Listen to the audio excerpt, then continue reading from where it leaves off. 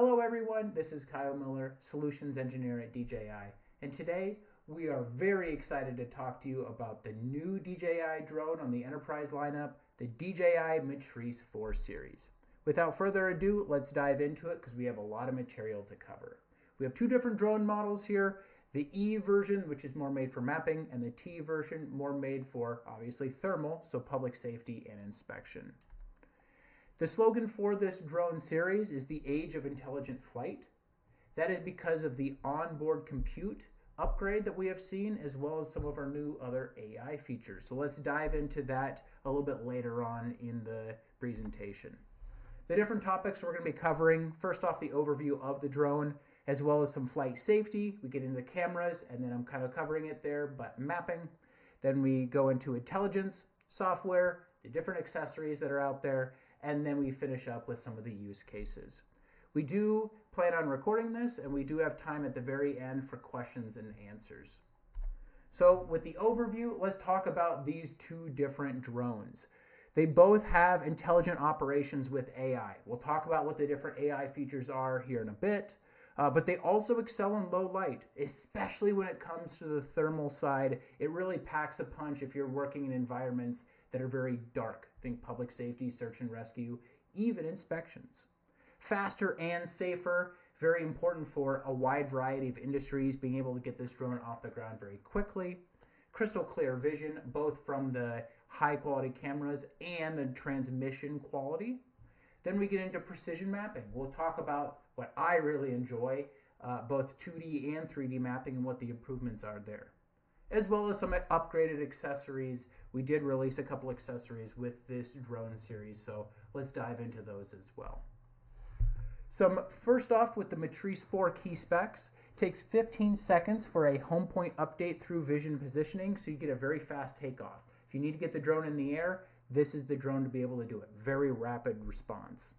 It's also going to have a very fast or very quick ascent speed as well as a descent speed. So if you need to get up in the air, get visibility very quickly, you're going to be able to do that at 10 meters per second for ascent and 8 meters per second for descent.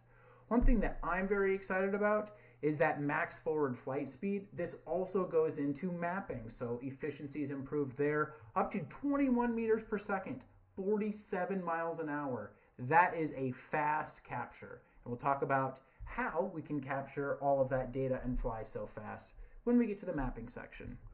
Also, our new version of O4, the O4 OcuSync 4 Enterprise transmission, you're looking at a 25 kilometer or 15 mile FCC range, a nice increase over the Mavic 3 Enterprise series with a rock solid transmission, and then a 45-minute max forward flight time, a nice bump in stats over the Mavic 3 Enterprise with the RTK module of 6 minutes. We also have a new controller with this drone.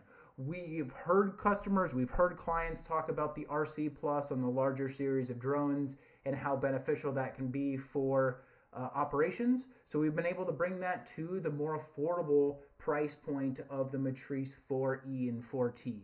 You're getting the new DJI RC Plus 2 that has O4 Enterprise transmission. You're looking at max download speed of 20 megabits per second, which is insane when you think about what that can do for image transmission quality. 1080p by 30 FPS with very low latency, down to about 130 milliseconds. You're also looking at a high gain antenna array on that controller.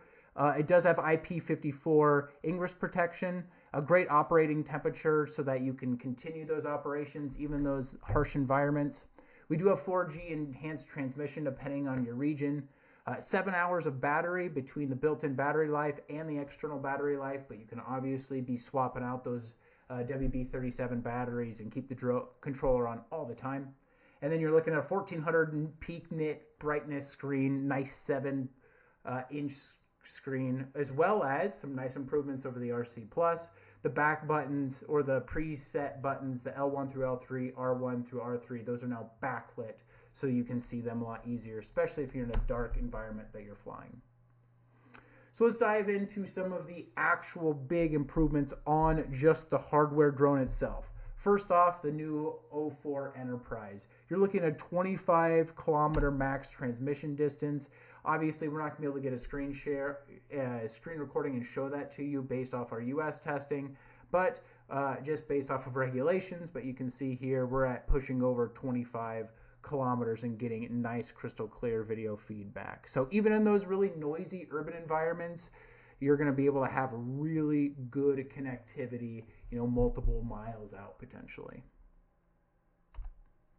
You also have a DJI cellular dongle 2 being supported. That's not supported in the US market, but it is supported in other markets around the world. There's a compartment on the back of the drone. So if you are wanting to be able to fly via cellular dongle and have enhanced transmission, you can do that as well. Let's talk about the new improvements when it comes to flight safety.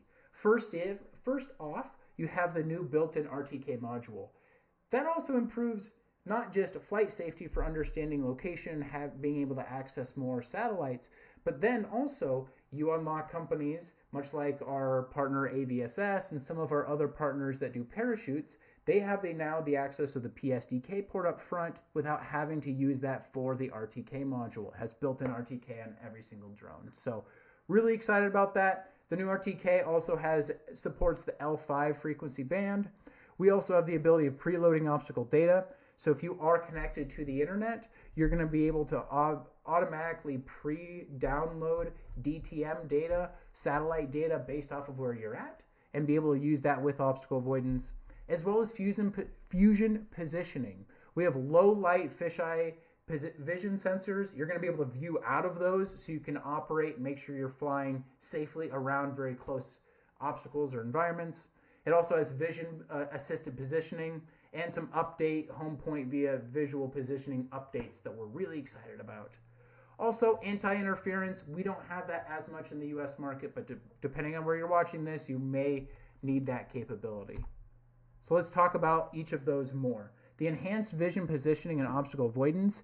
Even if your GNSS is weak or lost, you're talking about underneath bridges, especially those really hard surfaces where you're not going to get any sort of penetration to satellites, you're still going to be able to fly and operate in those dark environments with no satellites very accurately. You also have enhanced obstacle avoidance when it comes to flying around transmission towers. You're going to see down at the very bottom on the compass where the obstacles are showing up, and even getting into some very thin transmission lines being able to start showing up on the obstacle avoidance. Now, being a pilot, drone pilot for a little while, no matter what the drone is, I do not guarantee any sort of obstacle avoidance, but it just adds an extra layer of safety for you. We also have some elevated flight safety at night. So our visual sensors, the obstacle avoidance sensors on the drone, those are lower light cameras, and that they're going to be able to bring in more ambient light so that it can help avoid obstacles, down to 0.5 lux amount of light required for the obstacle avoidance sensors to work, which is insane in my opinion. Vision positioning can work with 30 meters from the ground or 20 meters from objects so that it knows a long ways off if it needs to be, if it's coming up on something, as well as a vision assisted RTH. And obviously with those 15-second emergency situations where you're launching the drone very quickly, you can RTH it back very safely too. We also have some anti-GNSS interference capabilities, something once again that we don't see much in the US, but depending on where you're at, you may need. If we recognize something pop up, we will alert you and trigger an RTH so that you can still operate safely and recover the drone as high quality as possible. The preloading of terrain data, so you do need to be connected to the internet for this to work, but it's automatically going to load in terrain data from the Pilot 2 app. So it's going to be downloading 40 kilometer by 40 kilometer sections based off of where you're at. You can also load in terrain data within Flight Hub 2, whether that terrain data is something very similar to elevation, or if you're loading in full-on 3D models, you can use those for obstacle avoidance as well. And within Flight Hub 2, you can now set custom flight areas if you want to restrict the drones to be able to fly only in certain areas. Really going to help out for fleet management purposes if you're trying to make sure your pilots are really only flying where they should be flying. Let's get into the cameras. Something that I am very, very excited about, especially when we get onto the thermal side, because I've been able to test one here in the US, and the low light capabilities are second to none, honestly. So as a breakdown of all the different cameras here, we have our thermal sensor, 640 by 512. You can do ultra high resolution up to 1280 by 1024.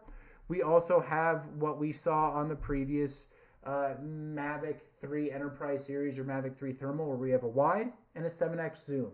Now we have a wide, a 3x zoom, and a 7x zoom. So as we zoom all the way in, we're going to have less digital zoom that we have to worry about and more high quality resolution coming off the 3x. So we have the wide angle, and on the thermal, the wide angle sensor is larger, being able to let in more ambient light. And the aperture is being able to set lower. So that's going to be able to help with low light as well. Our 3x medium telecamera also goes up to 48 megapixel. And our 7x telecamera went from 12 megapixels now up to 48 effective megapixels with a little bit deeper format equivalent of 168 millimeter equivalent focal length. The two other sensors that you're going to see on there that you did not have previously, especially on this price point of a drone, is the laser rangefinder and the NIR auxiliary light. We'll show the value of both of those very, very soon. So if we're looking at being able to capture every detail at a distance, you can see me go ahead and start zooming in on this asset about 30 feet away from it. As I punch in, you're going to see it trigger from the 1x to the 3x to the 7x camera, all being able to work together. All three lenses do support autofocus, so if you are needing to go in there and tap on the screen or be able to refocus the camera, it's going to be able to do that for you. And look at that, being able to read part numbers fairly easily by being able to say a safe distance off of the asset.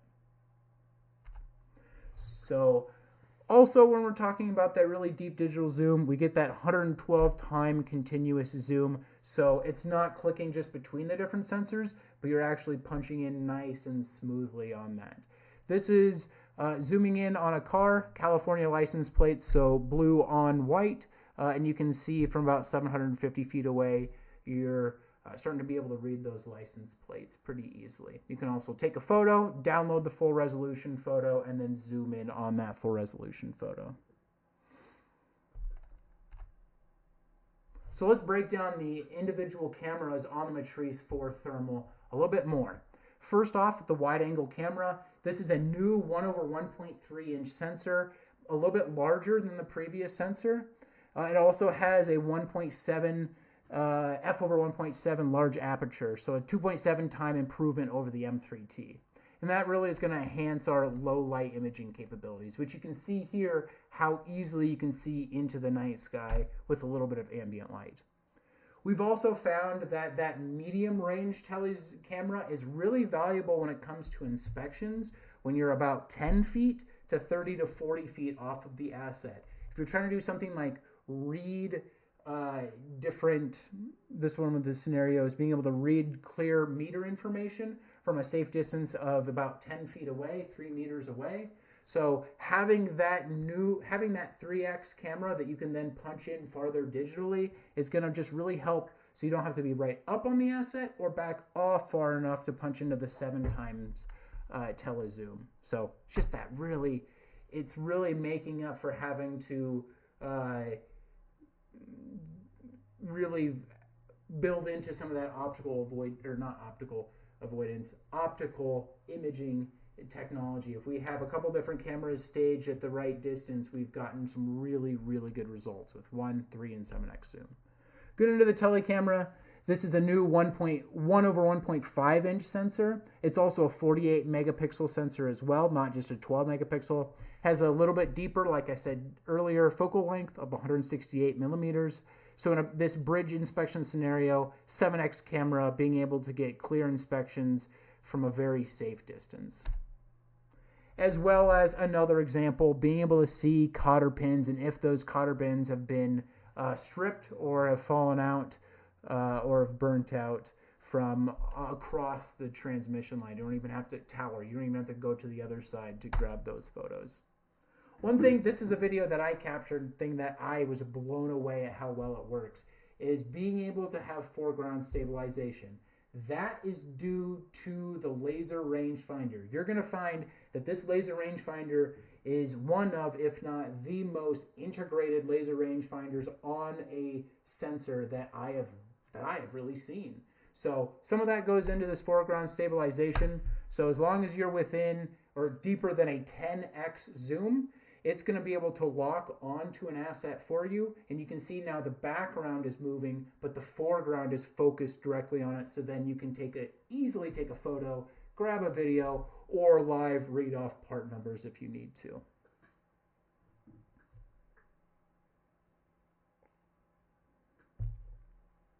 You can really zoom in and zoom out while you have that foreground stabilization still fixed. We also have some new electronic dehazing capabilities. This is another one that I was able to capture. Just a foggy day in Iowa, and turning on and off electronic dehazing, you're going to notice a huge difference. So if you are trying to, especially on the public safety side or even on the inspection side, if you're trying to zoom in on something from very deep, far away, you're going to notice how much of a difference that is. So across the parking lot, a really large mall parking lot, turning electronic dehazing on and off, you can definitely tell a difference when it comes to being able to notice people and cars moving around. I'll toggle it on and off one more time. You can pretty much see what make and model or a little bit more on that vehicle, where if it wasn't on, you would hardly even see that vehicle moving.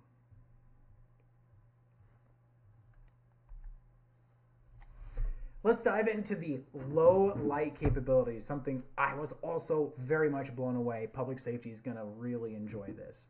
So the night scene mode. We have two different abilities for night scene. What this is essentially lowering the frame rate of the video transmission feed. So it's going to be a little bit slower, more jelly feeling.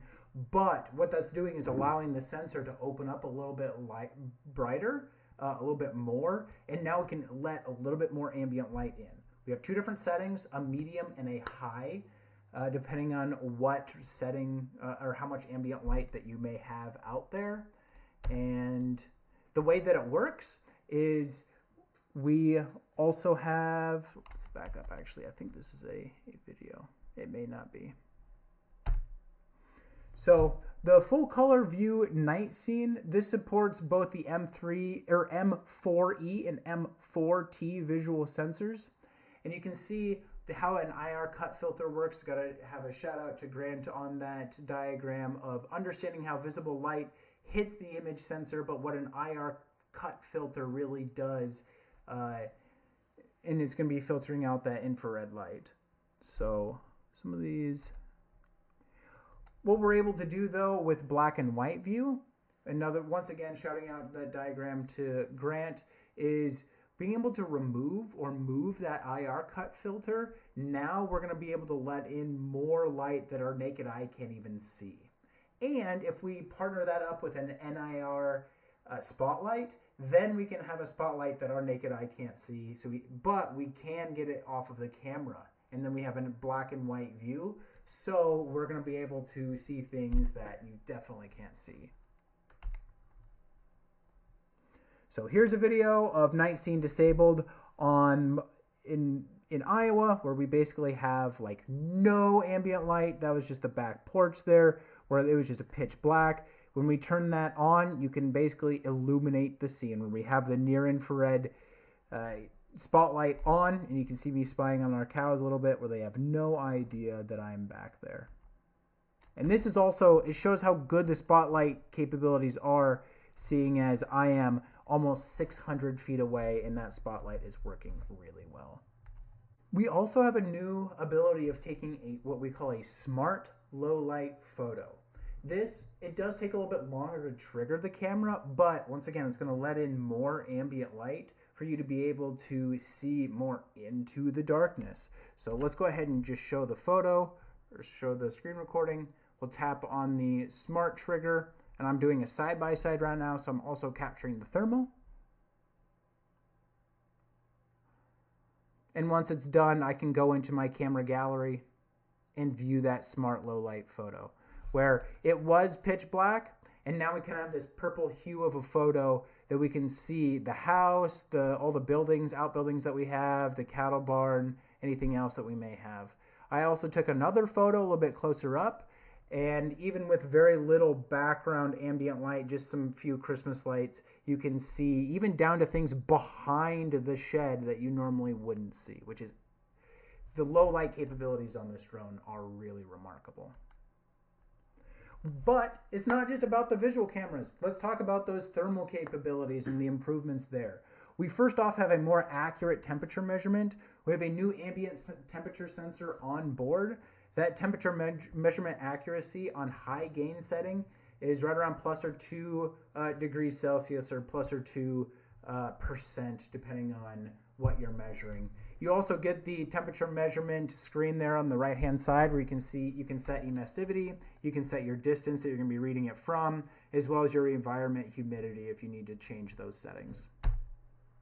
We also have a new high-res live view mode. This is going to be more focused on live inspections or live public safety situations rather than doing some further analysis, because we are doing it's very similar to what you see with high gain. Obviously, it's much more improved on low gain. But high-res live view mode works really well on thermally flat environments. So right here, you've seen an extinguished moped. So other than maybe the battery core in there, you don't have much heat, so very thermally flat. What this high-res mode does is it adds a little bit more differentiation between smaller differences in temperature. So you're seeing a little bit more on the high-res live view mode differentiation when it comes to the actual ground there. Now with high-res, you're not going to be able to actually measure temperatures with that. So if you need to maintain that ability, you're going to keep that in the high gain or the low gain mode depending on what you're measuring. But if you need to have just a little bit more clarity on the thermal side, the high-res live view mode is a great tool. We've talked quite a bit about the thermal side. My background is more geospatial, I must say, so let's talk a little bit more about the mapping side. Once again, we're having a wide-angle camera, a 4/3 inch CMOS sensor, 20 megapixels. We do have a equivalent focal length of 24 millimeters and an aperture of 2.8 over f2.8 all the way up over to f/11. We now have an improved 0.5 second interval shooting compared to the 0.7 second on the M3E or the Phantom 4, or the Mavic 2 Pro being 2 seconds. So a huge improvement over those drones. Mechanical shutter, obviously, if we're talking about mapping, we really need that accuracy, and we really can only get that through having high-quality mechanical shutter.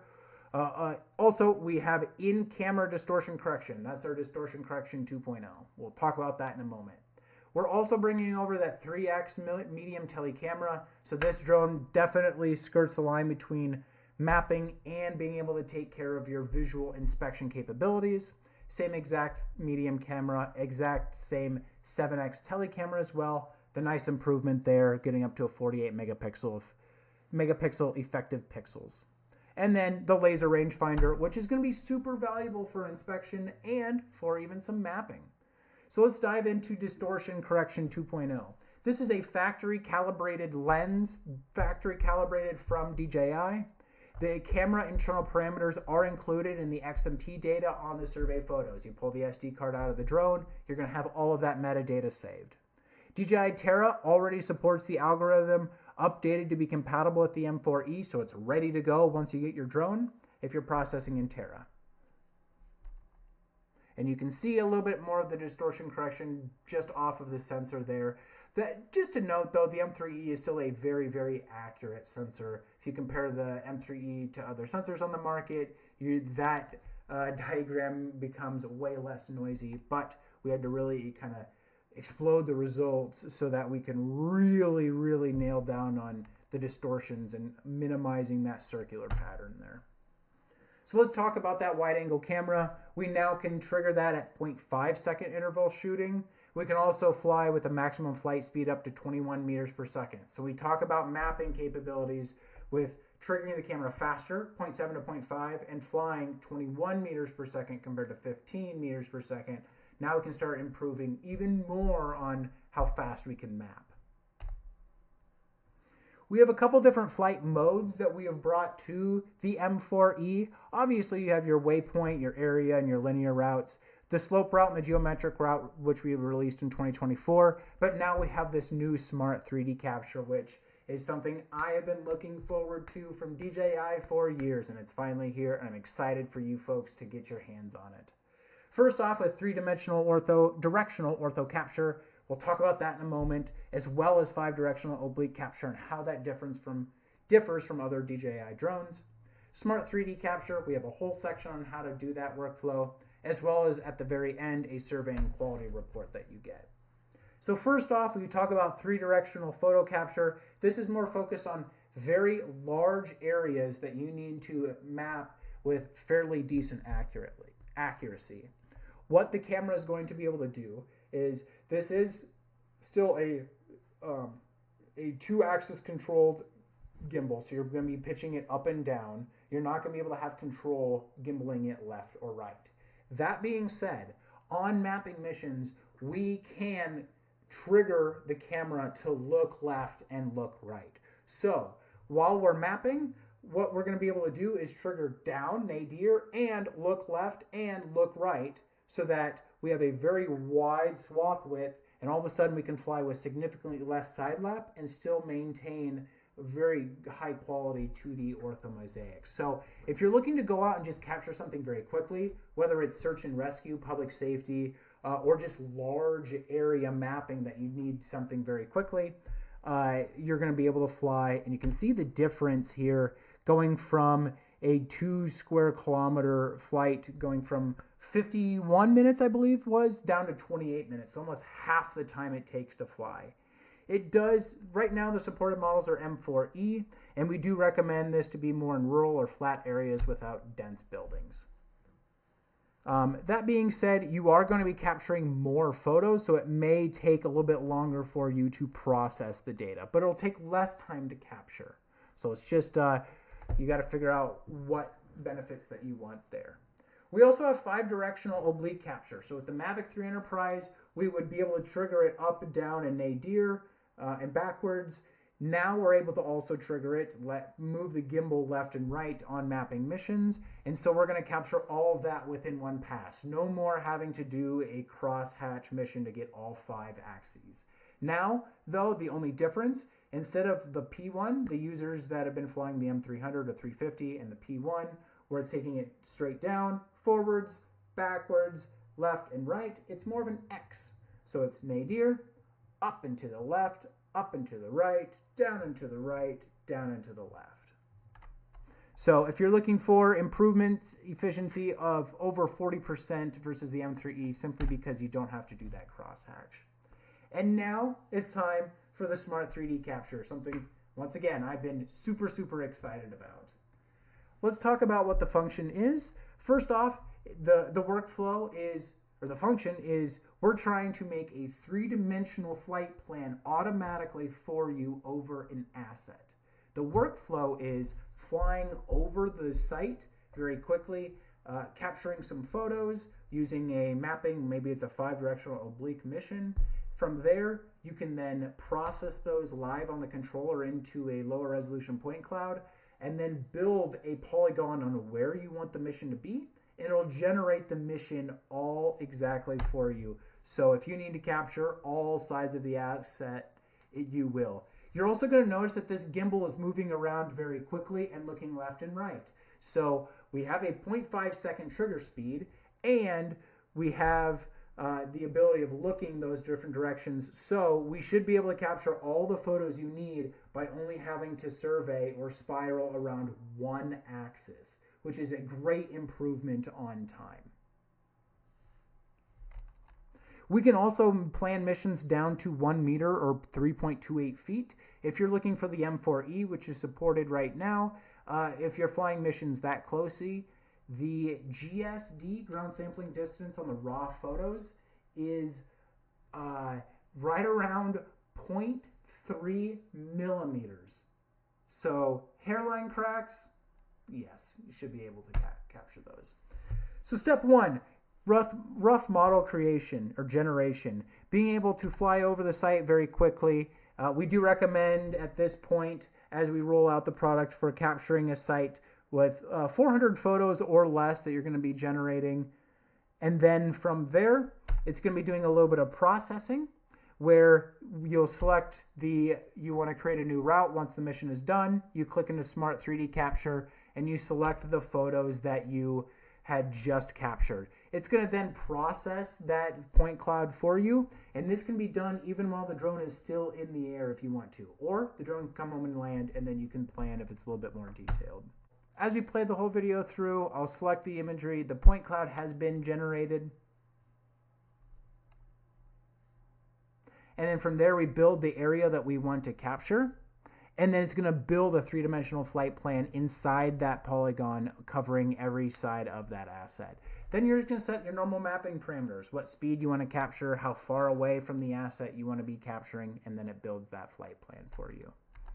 And then you just queue it up. The drone's going to go ahead and fly that. You're going to be able to monitor that mission in three-dimensional space, as well as seeing it on the 2D map and the live video feed there. It also supports setting route breakpoints to be able to help skip dangerous routes when we're talking like to and from the asset.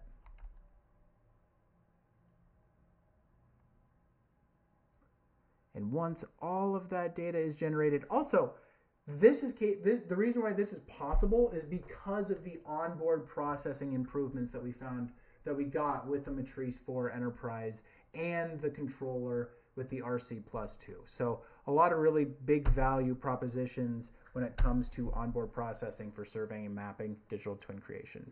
At the very end of the 3D capture, you do get the survey quality report so that you can understand what areas that you had the most amount of coverage in. It looks like on this is the dark purple, which most of the site has at least 30 photos. You're going to get progress, the photo count, how many of those photos had RTK fix, how many of those had maybe RTK float. If you're looking underneath stuff, if you're going to be doing more PPK work, you're getting all of those stats while you're still on site.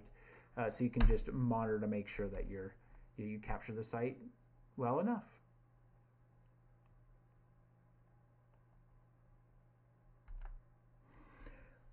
Cool. So we just talked about some intelligence, at least in my opinion. The Smart 3D capture is very much onboard intelligence. But let's talk about some of the other onboard intelligence features that we bring to the table with the M4E series.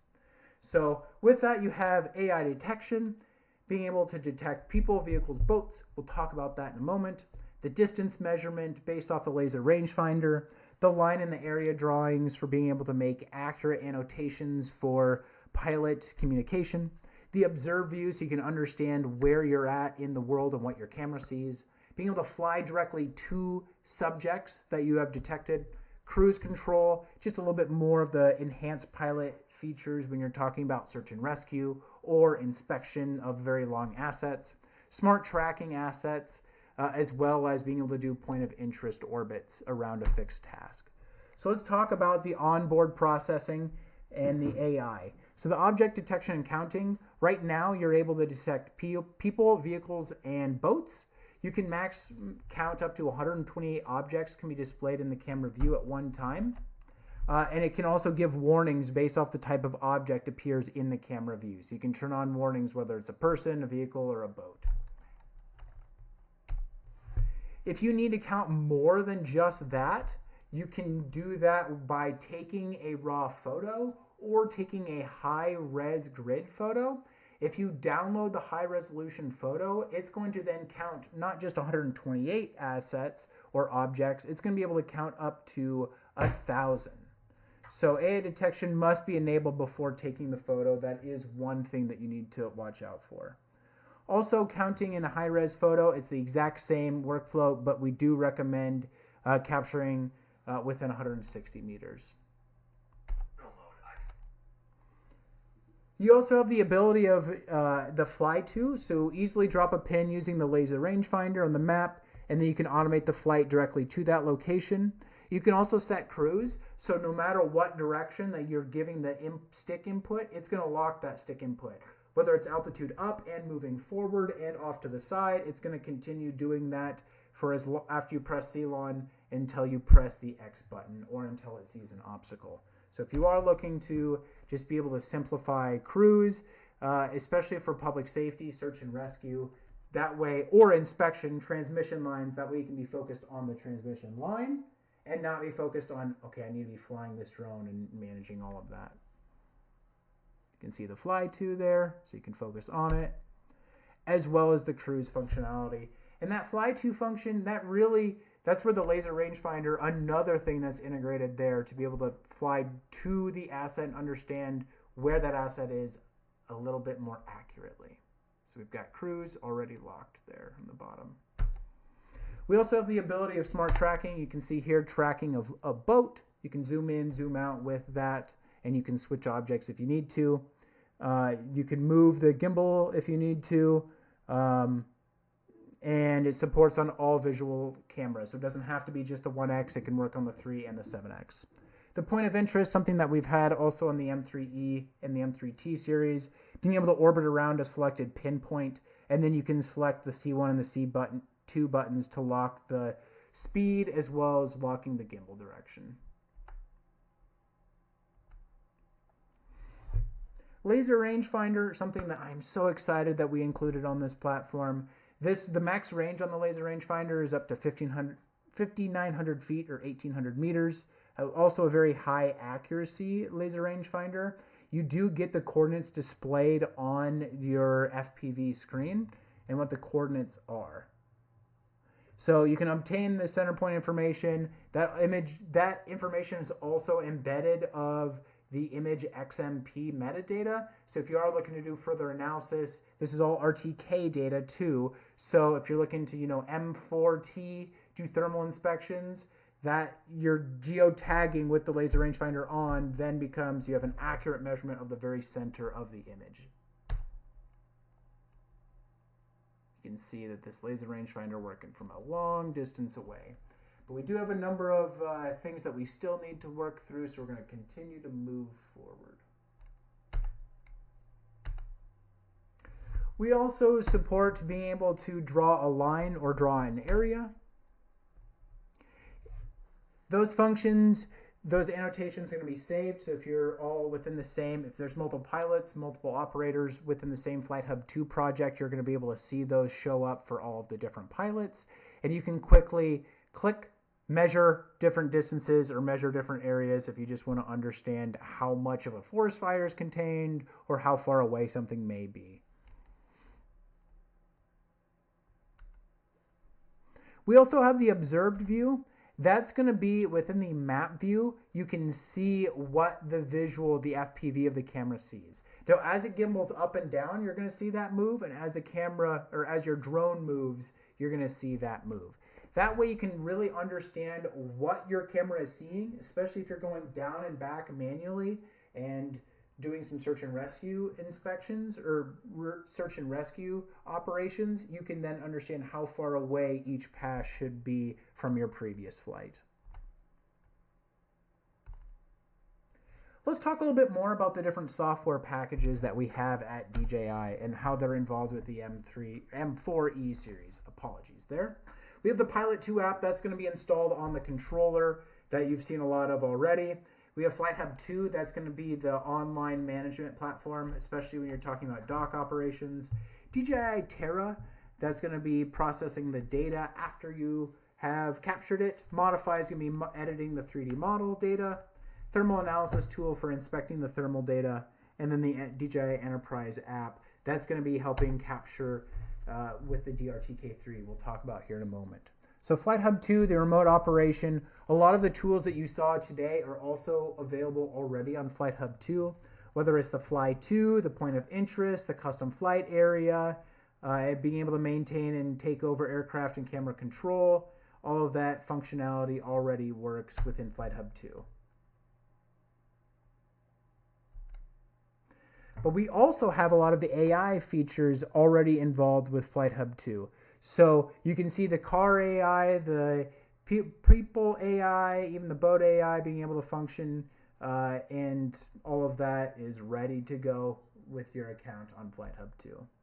We also have the ability of planning these smart 3D captures at the office. So if you don't want to do it at the edge of the field, you're going to be able to capture, you're going to be able to build that 3D model, process it in Flight Hub 2, or process it with whatever engine you have, upload it to Flight Hub 2, and then build a complex, or build a polygon over your asset, and then we will build your flight plan for you. We also have an open developer ecosystem here. Obviously the payload SDK, we talk about parachutes, spotlight, speakers, things like that. Mobile SDK, that's supported on the RC Plus 2, as well as Cloud API if you're needing to offload data directly to a cloud storage solution. One of the big functions improvements that we see with the M4 series is the open onboard computing. So you have a lot more computing on this controller now, up to 10 tops of computing capability. And as you can see, some AI developers have already developed some live crack detection for live inspection capabilities. So you can obtain this model source code, train the model, upload the model, and then upload the images for validation, and then distribute the models across your different drones. Let's talk about the different accessories that the drones can come with. We've got still a lot to cover here. We have released a DJI branded speaker and a spotlight. Here are some statistics about the speaker and the spotlight. If you want to go ahead and capture a screenshot, you can. But for the sake of time, let's move into the UI functionality. So the real-time voice speaker, we can now utilize either live, so you can talk directly to the controller and it'll live put it out. You can record a message to the controller. You can also use the micro SD card or USB-C and upload or import in a recording, whether it's a music or a song or whatever you want to input in. You can upload that and have it send via the speaker. And we also have that real-time broadcasting that we talked about. One final function we do have is text-to-speak. So speech, if you just want to type something in, you can. And there's the UI of being able to use that speaker. We also have a AL1 spotlight. So a great spotlight for this drone. You have the always-on mode or the strobe mode. You can also have the sensor or the spotlight follow the gimbal movements automatically, so you don't have to keep moving that spotlight around. The wide FOV lighting can be enabled, so it's going to, rather than it being so focused, it can broaden out the light if you need to. But if you only want to fly the spotlight and not the speaker, you do need a bracket for individual installation. If you just want the speaker, you can do just the speaker. If you want both of them, it does support both of them flying at the same time, spotlight and speaker. So here's a video showing clear visibility in dark environments. This is 260 feet away, and you can still easily see into that vehicle and if anyone's sitting in the driver's or passenger seat.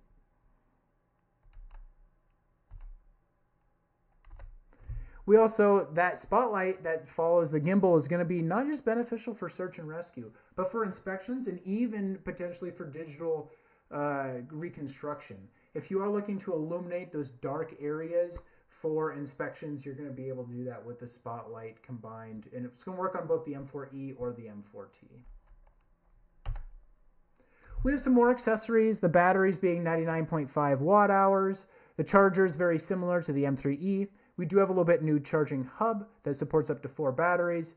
The WB37 battery that's optional that you can use for hot swapping your controller battery. And then Power 1000 if you want to charge your drones on the fly. And then the RC Plus 2 strap for the case. One of the other accessories that we just launched is the new DRTK3. So the predecessor, the DRTK2, we've heard a lot of feedback on how to improve that. And with that, we have brought a lot of improvements. First off, it is a standalone solution here with a common thread type so that you can put on your own whatever tripod that you want to use. We also have 3 different modes with this base station.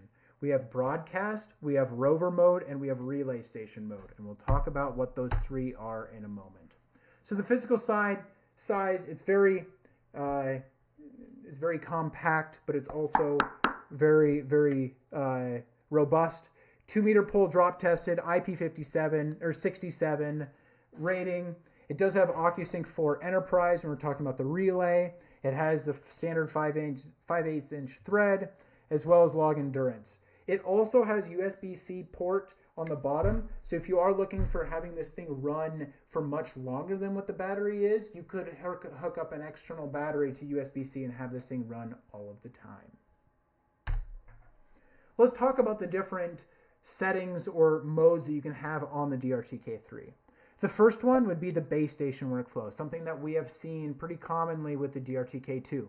That's where you connect the DRTK to the drone and to the controller, and then you're going to be either setting it up over a known location or connecting it to a cellular N-trip so that it knows the location on site.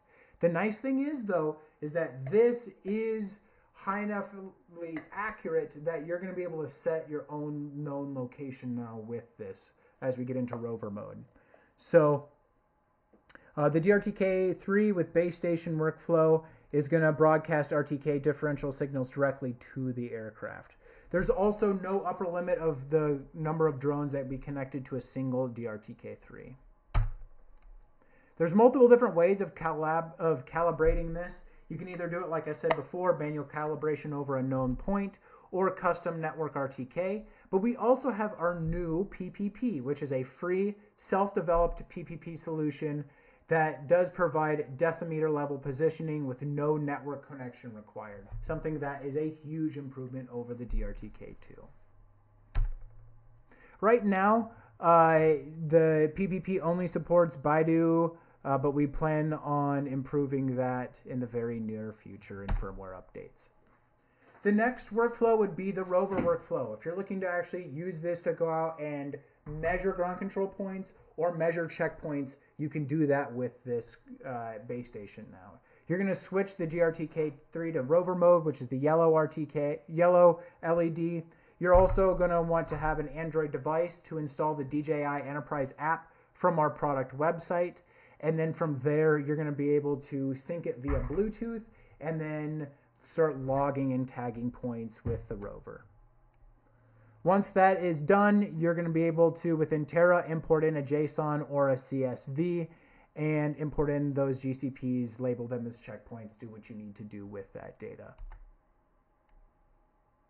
So there's the workflow, the app or the UI of being able to tag all of the different GCPs on your job site. And then also loading in the ground control points automatically. Then finally, another just reason to go with something like the DRTK3 if you're wanting to have a whole DJI solution would be the relay. If you're flying in environments that are very difficult and you're losing connectivity, this can work as a relay. It has OcuSync 4 Enterprise on board. The workflow would be the controller and the DRTK3 need to stay within a kilometer or about 0.6 miles away from each other. But from there, the base station and the drone can be 25 or 15 miles or 25 kilometers plus away from the drone. That way you can mount this on top of buildings or get this, we were in the Guatemalan jungle, if you wanted to be able to get this above the canopy, you could, and then have connectivity directly down to the controller, but maintain connectivity above the canopy with this in relay work mode. So, yeah. It can understand where the drone is and where the DRTK3 is and give you alerts if it does see that you're going to be losing connectivity or going in a direction where you might be losing that connectivity. So as you lower down, it says there's an obstacle exists. You might want to adjust the aircraft altitude.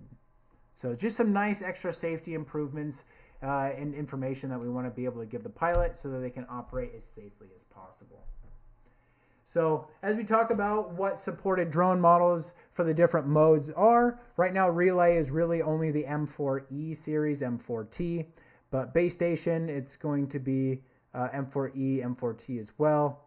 And then but if you are looking to do just the normal basic function, setting it up over a known location that you could survey with your DRTK3. So this is still valuable for an M3E or an M350 and a P1, because you can now survey your own spot and then set it up over that and you're good to go. And then rover mode, if you are looking to go out and mark checkpoints or ground control points.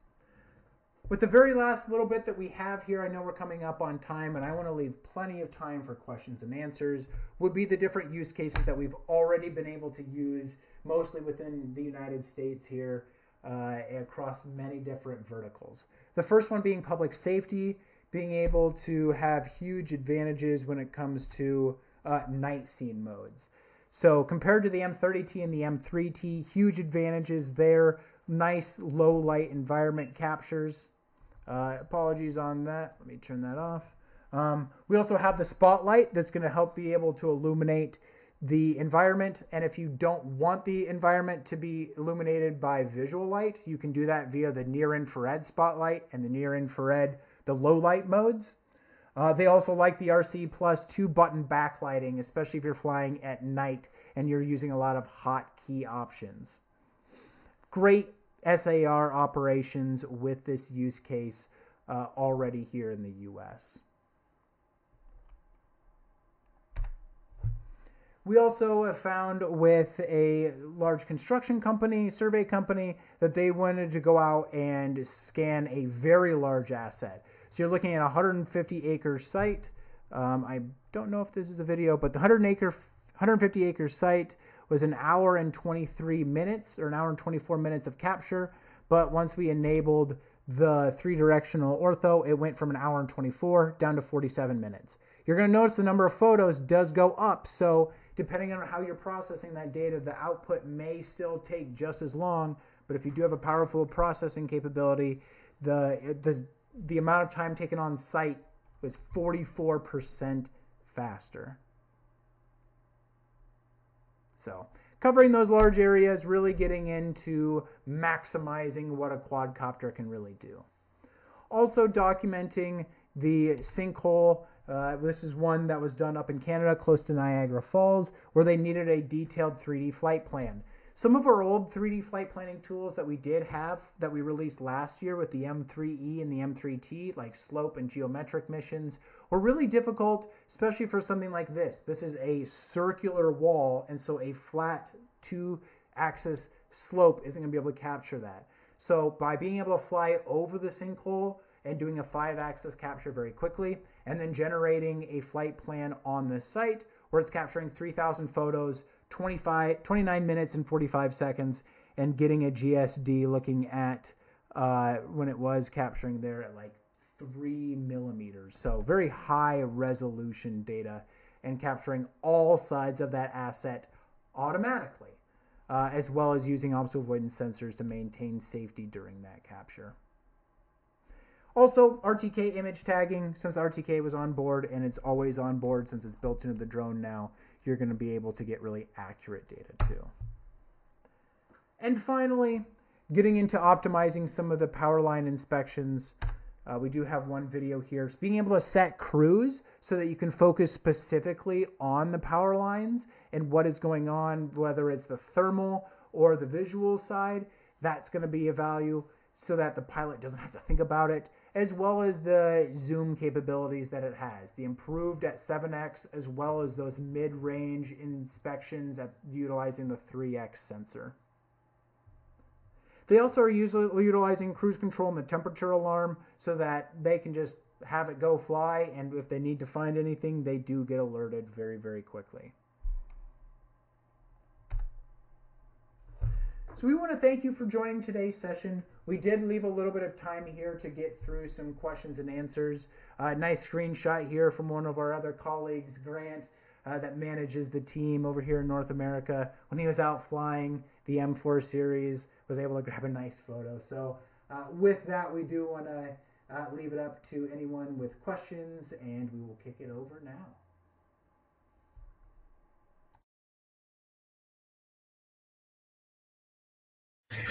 Hello, everyone. This is Kyle turning my camera back on. We have uh, multiple different regions that we are doing this for. So I pre-recorded that yesterday, but happy to take any questions. We've been able to get those over the course of the hour. We are limited on time, so just 5 minutes left. This session will be recorded, so if you need to get screenshots or any screenshots of slides, you can, or listen to this again. Questions I have so far. Does the M4T have a mechanical shutter? No, that's going to be exclusive to the mapping version, so the M4E. How long does the rough point cloud processing take? This is talking about the 3D capture. It really depends on the amount of imagery. I haven't been able to play with it very much, but it's somewhere around uh, it can take anywhere from like 2 to 8 minutes. So depending on how large it is, you would want to land. And then you mentioned the RC Plus 2 has an operating temperature down to -20 Celsius. Does this imply that the M4E and the M4T also have an operating temperature down to -20 Celsius? No, the drone is, I looked on the website here, it is operating temperature of -10 Celsius or 14 degrees Fahrenheit, up to 40 degrees Celsius. Are you able to actually view what the obstacle avoidance cameras see, like the M3E can?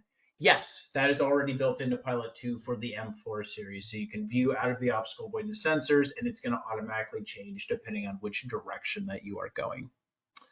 Another question. Does the Mavic 4, the Matrice 4, but Mavic 4 meet all of the BVLOS FAA requirements? Otherwise, what good is that 15 to 25 kilometer distance? Great question. We do foresee a lot of these drones from this series getting BVLOS approvals for operation that can be beyond visual line of sight.